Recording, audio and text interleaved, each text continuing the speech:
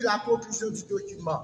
Ces éléments constituent la table des matières du document de la proposition à la nation en situation difficile. Depuis plus d'une décennie, Haïti s'enfonce dans une crise sans précédent qui affecte toutes les sphères de la vie nationale.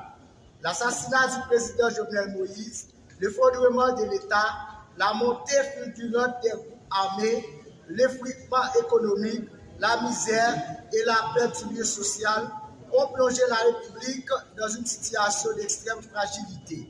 Le peuple haïtien, autrefois symbole de la liberté et de résistance, vit aujourd'hui dans la peur, la pauvreté et la résignation. Face à ce constat alarmant, des forces patriotiques, dont le mouvement patriotique pour une nouvelle Haïti et Réveiller Haïti, ensuite d'autres structures politiques, ont décidé de s'unir pour proposer le pacte national haïtien, une issue nationale, citoyenne et souveraine à cette crise profonde. Ce pacte national haïtien n'est pas une simple déclaration d'intention, c'est une feuille de route pour la refondation de l'État, construite autour de trois valeurs fondamentales: la justice sociale, l'intégrité territoriale, l'unité nationale. Ces propositions visent à enclencher une transition citoyenne issue d'une institution neutre, crédible et constitutionnelle qui permettra d'engager un véritable processus de reconstruction politique, morale et sociopolitique.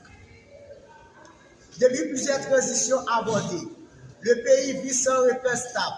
Le Conseil présidentiel de transition s'est transformé en un espace de conflit, d'intérêts personnels et de dépendance internationale.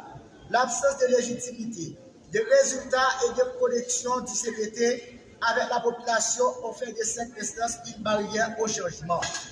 Les institutions républicaines, telles que le Parlement, est dysfonctionnel, la justice et l'administration publique sont paralysées, l'État a perdu son autorité, son contrôle et sa crédibilité.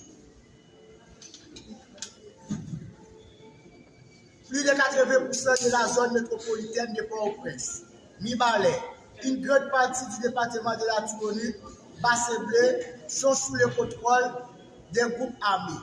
Des milliers de familles ont été déplacées, des écoles et hôpitaux détruits, des routes bloquées, des zones entières vidées de leurs habitants. La police nationale isolée et sous-équipée, ses bases stratégiques cohérentes, ni appui institutionnel fort. Le résultat est dramatique. L'État ne contrôle plus son territoire et les citoyens n'ont plus accès à leurs droits fondamentaux.